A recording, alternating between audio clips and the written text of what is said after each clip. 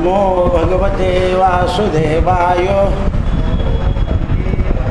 नमो भगवते वासुदेवाय नमो नमः। श्रीकृष्ण गोविंद हरे मुरारे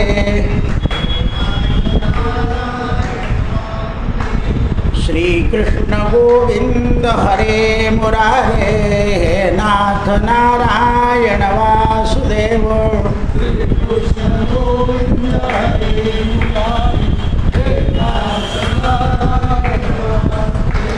श्रीकृष्ण गोविंद हरे मुरारे हे नाथ नारायण वासुदेव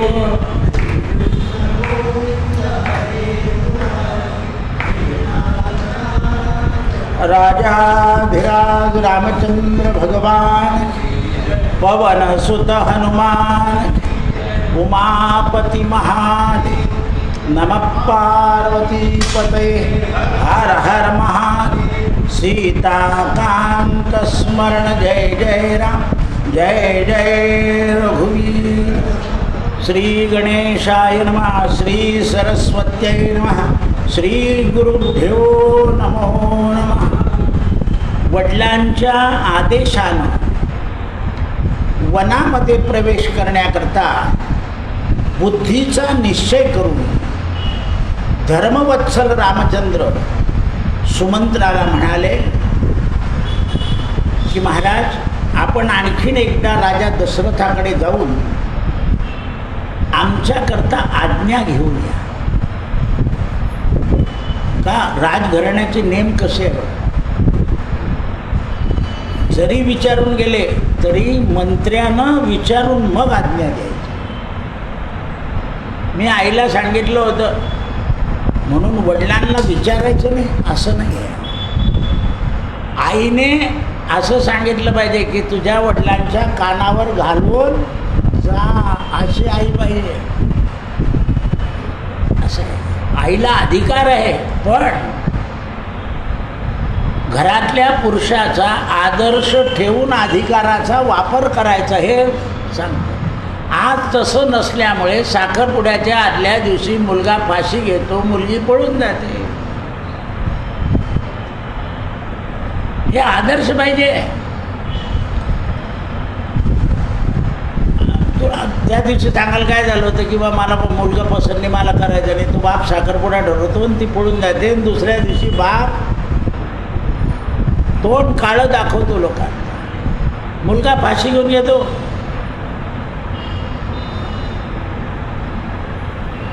लोक म्हणतात काय ग्रह त्याचे ग्रह कसे करतात, ग्रह काय करते। कुंडलीच्या पलीकडे तुमचं जीवन झालेलं आहे, आता त्या ग्रहांना काही बोलू नका। आपण गेल्यानंतर आपल्या आईबापांची अवस्था काय होईल अशी जर भावना मुलीजवळ असती, अशी जर भावना मुलाजवळ असती तर अशा प्रसंगाला तुम्ही टाळू शकला असता। म्हणून जगातली माता पित्यांविषयी कुटुंबाविषयी भावना संपलेली आहे। त्यावेळेस रामचंद्र लक्ष्मण आणि सीता उभे होते तेव्हा सुमंताने राजांना सूचना केली आहे की महाराज आपल्या प्रेरणेनं राम येऊन आत गेले, आपण बेशुद्ध होतात तर पुन्हा आज्ञा मागता आहे। सुमंताला पाहिल्याबरोबर राजा दशरथ शुद्धीवर आले का की मी कोणत्या तोंडानं त्याला सांगू की तू वनात जा।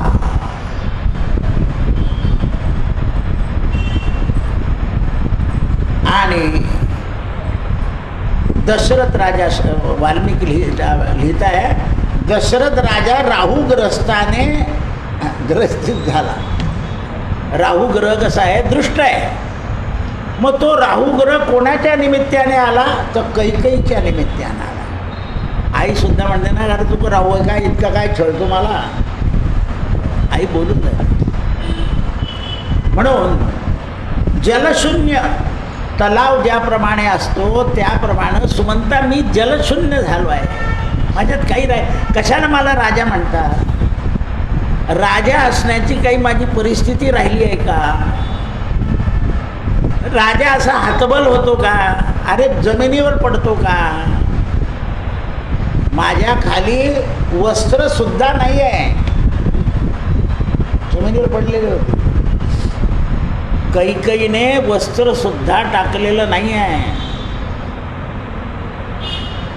चांडाळिनीचं रूप धारण केलंय कैकेयीने. बरं, मुळात तशी नाही आहे, संपर्क दोषानं झाली आहे. म्हणून हे जे संपर्क आहे आज जगातले, हे मोठे घातक आहे. संपर्क दोषानं मनुष्याची बुद्धी ग्रासून जाते. आता राहू म्हणजे काम, राहू म्हणजे लोभ, आणि राहू म्हणजे क्रोध. काम, क्रोध आणि लोभ याच्याने सगळ्या मानवांची बुद्धी ग्रासून गेलेली आहे. डांबर कमी टाकलं तरी चालेल, पण आमचा ठेवा देऊन दे. खरंच लोभाने ग्रासली आहे, कामाने ग्रासली आहे. आणि क्रोध तर असे आहे की किरकोळ धक्का लागल्यावर सुद्धा खून, तुमच्या गाड्या फोडून टाकायच्या. क्रोध, कारण भय नाही, राजसत्तेचा पाठिंबा आहे. म्हणून हे सुमंता, माझा विजय सूचक आशीर्वाद आहे. तुमच्या अभ्युदयाने तुमच्या कामना पूर्ण होतील, पण तू रामाला अजून जाऊ देऊ नको. माझ्या जेवढ्या स्त्रिया आहेत तेवढ्या समोर माझ्या बोलव. गेलेले राम परत जाण्याचे. या 3 राण्या होत्या, आणखीन राजा दशरथाला राण्या होत्या. त्यांना समोर बोलव आणि त्यांच्या समोर मी हतबल राजा आहे हे त्यांना एकदा दाखवून दे. निर्बल आहे, मृत आहे. माझं दैव इतकं आहे दृष्ट की राम वनात जावा हे शब्द ऐकल्यावर माझा प्राण गेला नाही. जायला पाहिजे होता. दारावर उभे असलेले सूतांना बोलो आणि आज्ञा दे. सुमंताने ऐकलं. राजा दशरथानं सुमंताला सांगितलं, सगळ्या स्त्रिया बोलो.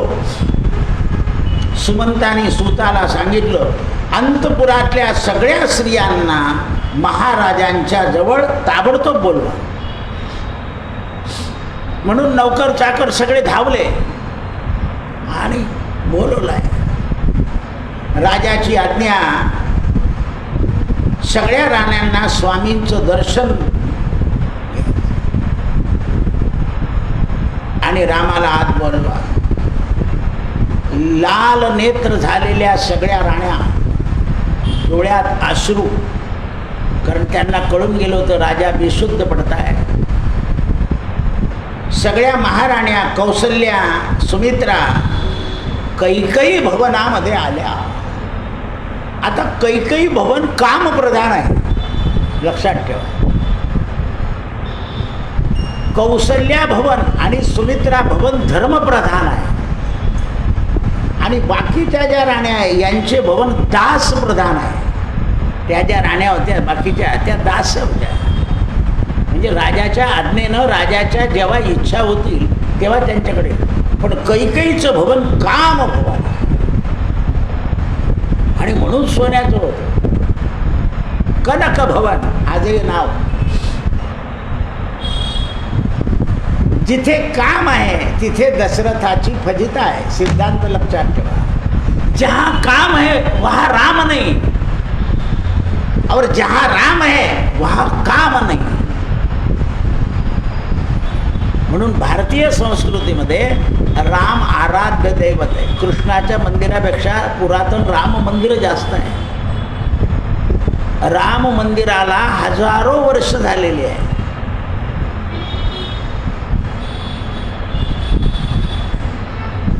कृष्ण मंदिर हे ठराविकच समाजाचं आहे.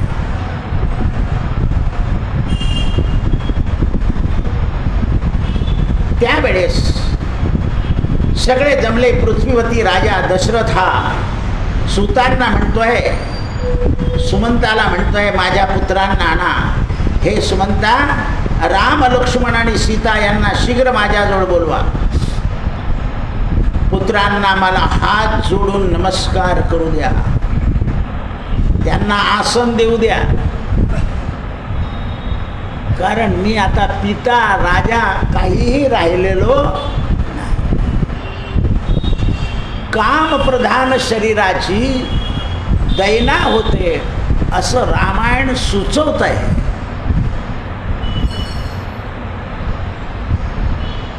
म्हणून आपला भारत देश जो आहे तो पुरुष प्रधान आहे. पण आता आपण काय प्रदान करतोय?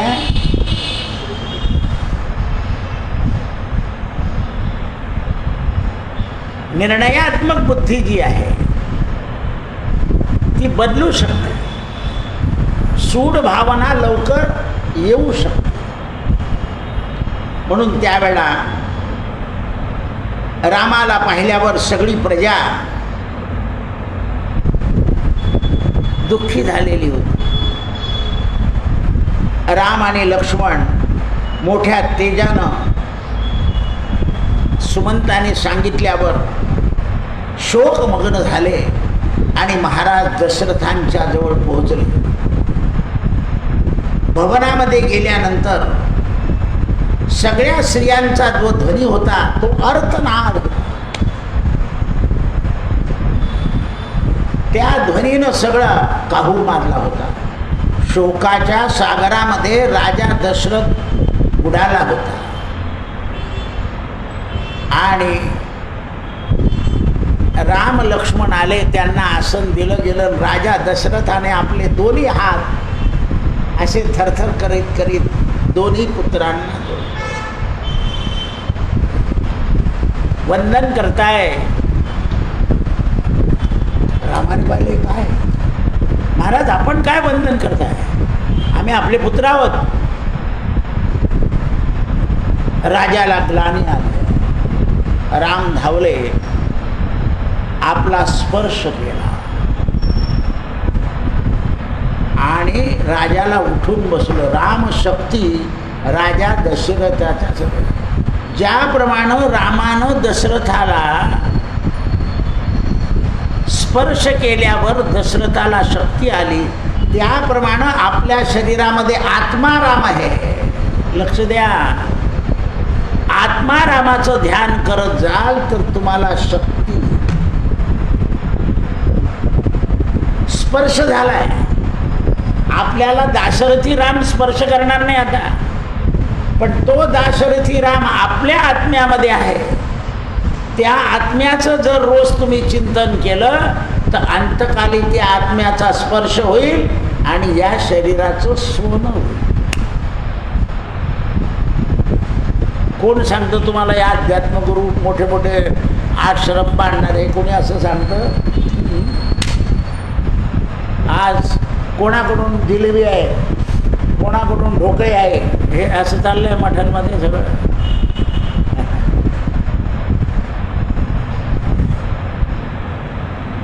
एखादा गरीब जर गेला की मला शिरा, अरे काय शिरा वगैरे वाटतं, इथे मोठ्या मोठ्या लोकांचा नंबर लागणे तर तुझं काय लावलं 3 पाट, असं सांगितलं जातं.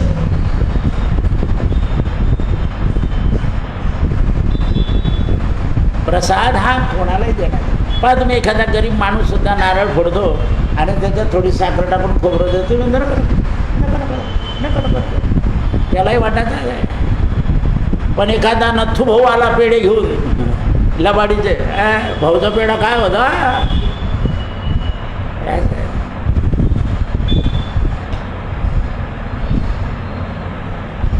हे कुत्सितच नावं काय सांगायची? तर हे सगळे कुत्सित असतात. दूषित प्रसाद सुद्धा मोठ्या भावनेनं आपण कोणी असं वाटत नाही. प्रसाद नम्रतेनं दिला पाहिजे. आपला प्रसाद आहे, झोपाट्टा आहे, तुम्ही ज्याच्यापाशी जाल त्याला प्रसाद द्याल तर तिथे नमाल स्वतः. प्रसादेन दुःख नाशाय. हे बाजारातले प्रसाद केवढे पकडले ते साईबाबाचे पेढे, अरा ढेरचा ढेर भेटला. काय त्या बाजारातला प्रसाद आणला, आता बा तुम्हाला दही भात मिळाला, त्याला म्हणतात शुद्ध आहे, भावनेनं तयार केलेला आहे. ते माव्याची जिलेबी, अरे रे रे रे रे. म्हणून या मंदिरात बाहेरचा प्रसाद नसतोच. वरणपोळी चालेल पण घरची. ती वरणपोळी पळापळी करणार नाही. सिद्धांत लक्षात. कोण करेल असं करतं तुम्ही?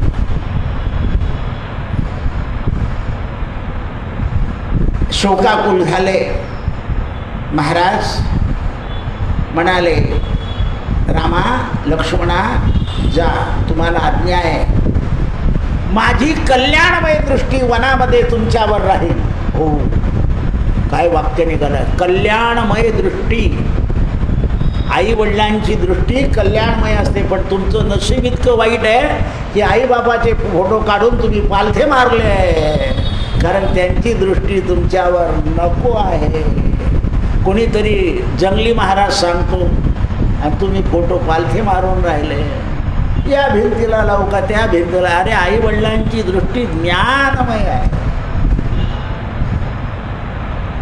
कोणी भूत घालतं तुम्हाला? हे इंग्लिश मिडियमचे पोरं म्हणतात आजी काश्मीरला जाऊन आलेले असते, तो अल्बम काढून आजी तू काय टॉप दिसत होती असं बोलतात. मला बरेच आज्या म्हणून बोलतात हा इतका उद्धट आहे म्हणे महाराज. मग तू त्याला ते फोटो दाखवले कशानं? तुला काही वाटलं नाही का? नातवाला दाखवायचे का ते फोटो काश्मीरचे इंटरनॅशनल? हे पण विचारायला इतकं उद्धट बोलतो दादा तो. अरे पण मग तू ते फोटो त्याला दाखवले कसे? थोडा वयस्कर झाल्यावर दाखवले असते तर तू असं बोलला नसता. नाही ना, याची शांतीच करून टाका. 10-5 हजार लागले तर चालतील. आणखी असं सांगते 10-5 हजार.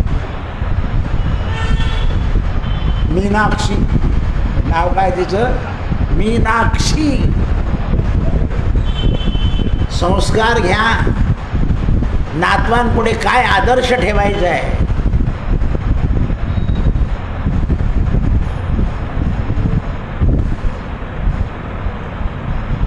लक्ष्मणा तूही वनात जातो आहे. अरे खरं तुमचं बंधुप्रेम आहे. सीते तू पण जाते आहे, खरी प्रतिव्रता आहे. पहा नाही तर माझ्या दशरथाचे काय हाल आहे. माझे मुलं वनात जात असताना त्यांना ग्रामदेवतेपर्यंत सोडण्याची सुद्धा या कामप्रधान दशरथाची शक्ती राहिलेली नाही. पहा तुम्ही आपले वयस्कर लोक असताना जा रे काकाला दरवाजापर्यंत सोडून दे असं स्वतः सांगतात. आलेल्या काकाला दरवाजापर्यंत सोडून दे. कारण आपल्या घरी आलेल्या माणसाला दारापुढे घ्यायला गेलं पाहिजे आणि जाताना दारापर्यंत. आणखीन काय कोणी कोणी म्हणतात रे रिक्षेत बसून दे रे काकाला, कारण आज आदर असतो. मी हातबल झालोय. दशरथ राजा सत्यप्रतिज्ञ म्हणता म्हणे मला, आणि आज जाणाऱ्या पोरांना मला ग्रामदेवतेपर्यंत सुद्धा जाता येत. ह्या ज्या देवता असतात ना ह्या रक्षण करतात. ग्रामदेवता, स्थानदेवता. म्हणून जा रामा, ग्रामदेवता सदैव तुझ्या पाठीशी राहील, आशीर्वाद देतात. शांत स्वभाव वनवासात तुमचा राहिला पाहिजे आणि तुमची प्रतीक्षा मी करेल. रघुनंदन म्हणाले महाराज आई कैकेयीनं दिलेले वर त्याच्याने तुम्ही काही मोहात पडलेले नाही. तुम्ही असं मनाला लावून घेऊ नका. हे विधी लिखित आहे. हो, वनात जाणं हे विधी लिखित आहे. आणि क्षत्रियाला वन आणि राज्य सारखं आहे. शिकार करायला जावं लागतं, युद्धाच्या वेळा जावं लागतं. वन काही अपरिचित नाही आहे.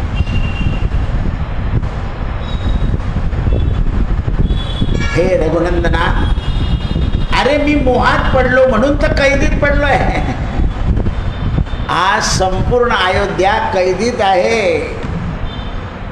का राजा शुद्धीवर आहे का गैरशुद्धी तपासा तुम्ही. ग्लानी आली आहे का? आपल्या कृतकर्माचा पश्चाताप होतो आहे. की कधीचे 2 वर देऊन टाकले असते तर भानगड भेटली असती. कटकट मोठा. आपण सुद्धा काय म्हणतो, पोराच्या लग्नात तुला मोठा हार करेन ना, कशाला काय करते. त्याच्याऐवजी आधीच करून द्या, 4 ग्रॅम टाकून द्या, कटकट मोडून टाकाय. त्या पोराच्या लग्नात काही जमत नाही का? ते मोठ्या तोंडांत बोलले होते की पोराच्या लग्नात करीन. काय तुमचं खरं आहे? असेच हे पाटील झाले. किती मिनिटात झाली बिना पाण्याने.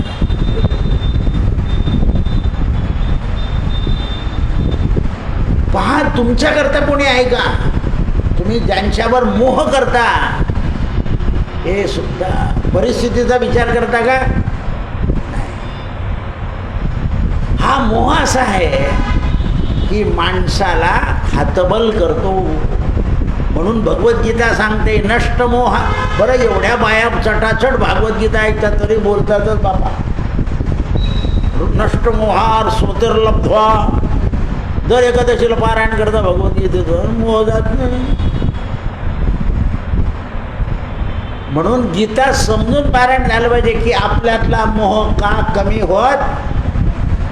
लगेच त्या सोनेल म्हणतात काय आलं तुझ्या यायच्या घरून. तर काय 36 वर्ष झालं ना, डोक आहेच. कशी भगवद्गीता येईल तुम्हाला. आणि इकडे रोज म्हणतात नष्ट मोहार स्मृतिर्लब्ध्वा. उलट दार बेट्या काही आणायच्या भानगडीत पडू नको, वारंवार आणायचं नाही. अशी सासू बनली पाहिजे गीता वाचणारी. आणि आपण म्हणतो आम्ही अध्यात्म करतोय. अध्यात्म कशाचं अध्यात्म आहे? येवल्याचं उदाहरण नेहमी सांगतो मी. एकदा मी येवल्याला गेलो होतो ज्ञानेश्वरीवर बोलायला.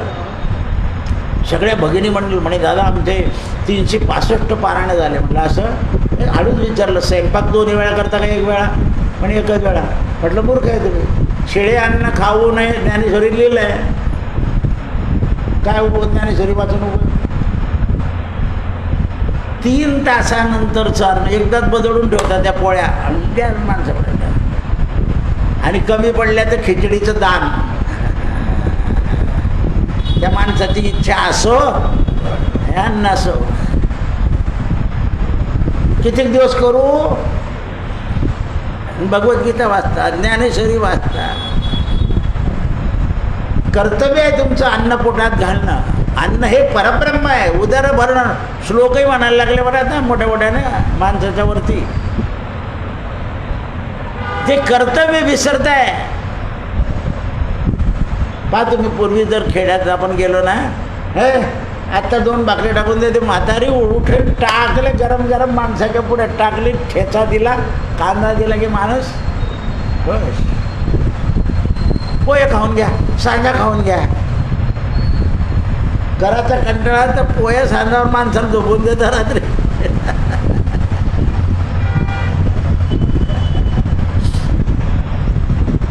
आणि हरिमुखे म्हणा, हरिमुखे म्हणा. पुण्याची कशाची पुण्याची गणना, पापाची गणना कोण करी.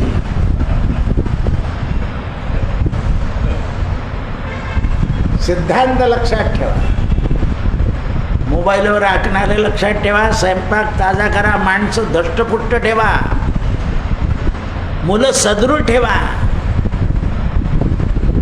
पचामिन्नम चतुर्विधम भगवद्गीता सांगते. 15वा अध्याय.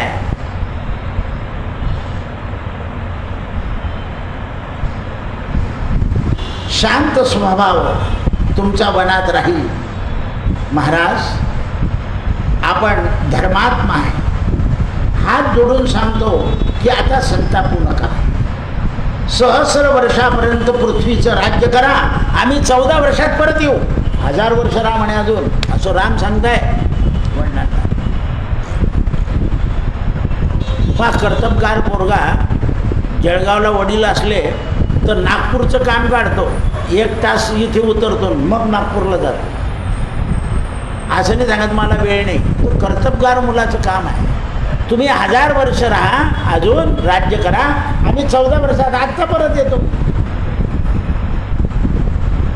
मुलांचं असं जर धोरण असेल तर बापाला आलेला हार्ट अटॅक लवकर बरा होतो. आणि मुलं जर लक्ष देत नसतील, नुसतेच पैसे पाठवून देता घ्या, त्यांना पैसा नको असतो. पैसा ही गरज आहे, पण मुलाचा स्नेह हे टॉनिक आहे.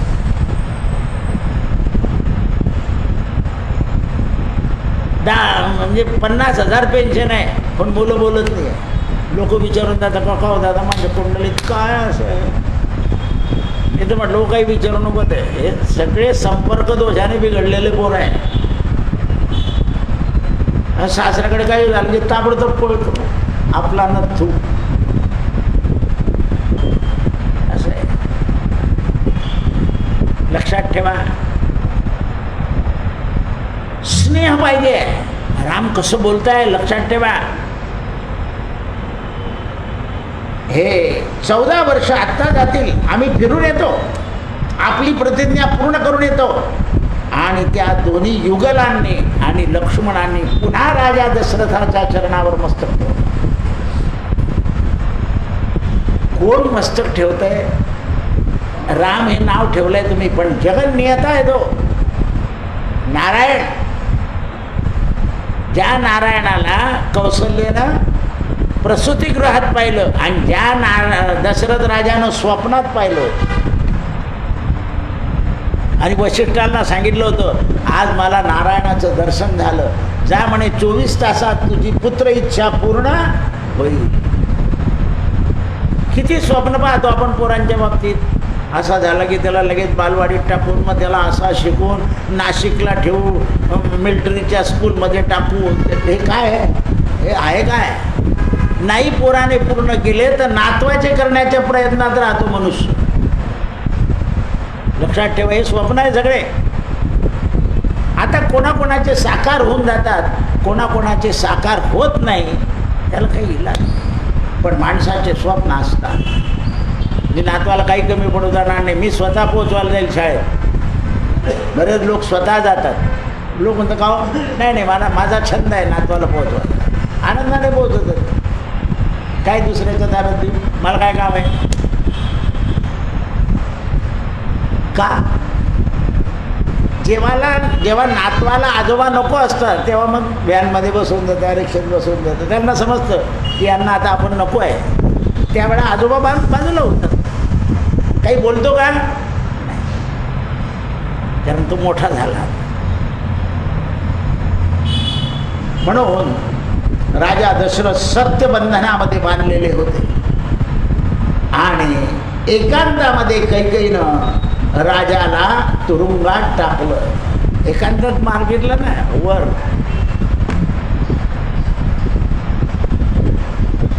कैकेयीच्या घरात 3च लोक राहत होते, कैकेयी, भरत आणि शत्रुघ्न आणि दासी बाहेर. राजा अनाहूत केव्हा यायचे, तिच्या घरात ती मी आणि माझे, असं आहे ना, मी आणि माझे. जाऊ गावाला गेली तर डबा लावून दे तू माझ्याकडे नाही, पुढे 15 दिवसांनी यायचं माझ्याकडे, असं उत्तर आहे हल्ली. म्हातारीला डब्बा येतो, टिफिन. करार झाले 15 दिवसाचे. संपत्ती वापरतात सगळी आणि करार सांगतात. म्हणून राजाला बंधनात टाकलाय. तर आपण अशी चिंता करू नका. आम्हाला ज्याप्रमाणे शांत स्वभावाने जा सांगतात त्याप्रमाणे तुम्ही सुमंताच्या साह्यानं, भरताच्या साह्यानं, शत्रुघ्नाच्या साह्यानं शांततेनं राज्य सांभाळा. आम्ही निश्चिंत वनात जाऊ, आमच्या मनात चिंता राहणार नाही. आई कैकेयी आपला सांभाळ करेल, तुम्ही चिंता करू नका. एवढं राम फेवर बोलत असल्यावर सुद्धा हिला तापच आला, फेवर आला. कारण एकदा मनामध्ये कलह घुसला की तो शब्दाने कलह शांत होत नाही, तो नाशानेच शांत. जेव्हा तो नाश दिसतो डोळ्यासमोर, नसतो बोललो तो बरं झालं असतं, हे लक्षात ठेवा. मग कोण शत्रू आहे तर लोभ, काम आणि क्रोध. म्हणून भगवद्गीता सांगते हे नरकाचे दरवाजे आहे. अतिलोभ तो क्षोभ. लोभाने काय होतो? क्षोभ. अतिकाम नाना विकारी आणि अतिक्रोध करी भिकारी. पण तुम्ही घर सोडून जाता आणि काशीला भीक मागता.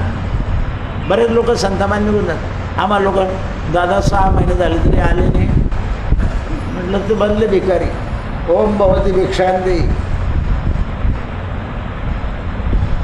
आपल्या जळगावचे एक ग्रस्त आहे, ते काशीला राहते, साधू बनले.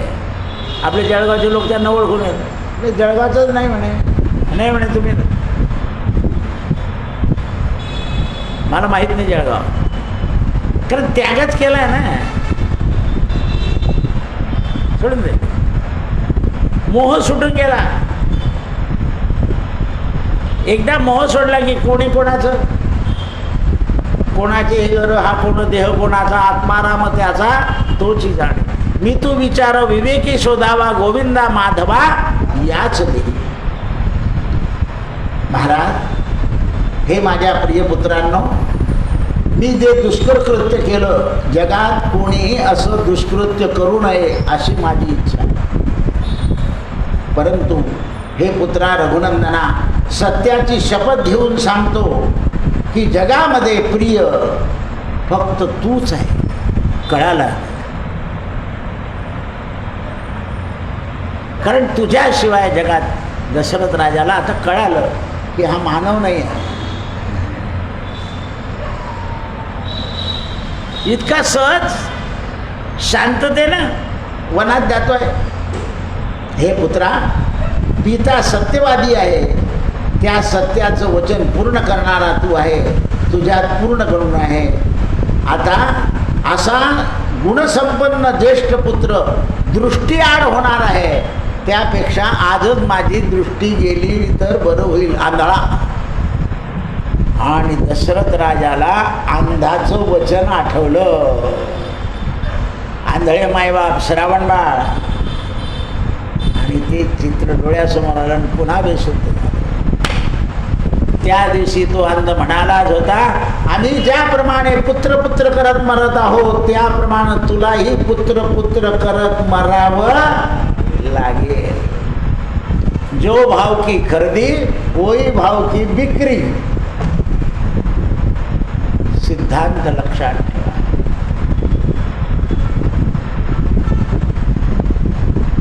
कर्मणो गहनो गती. कर्माची गती गहन असते. शोकाकुल पित्याचं कथन ऐकून रामाने लक्ष्मणाला सावधान केलं, दुःखी होऊ नको. महाराज एक विनंती करताय रामाला. पहा, शेवटी की रामा, आता नको निघू, आजच्या रात्रीला इथे थांब, रात्रभर सगळं चांगले पदार्थ खा आणि कामना पूर्ण करून घे आणि उद्या निघ. तेव्हा रामाने सांगितलं, शेवटचं वचन आहे रामाचं, आपलंही घड्याळ ठेवलं. काय म्हणाले राम? महाराज आज खाऊन येऊ, पण उद्या तर मिळणारच नाही ना. त्याच्याऐवजी आज न खाताच गेलं म्हणजे उद्याची सवय राहील. उद्याची काय राहील? सवय.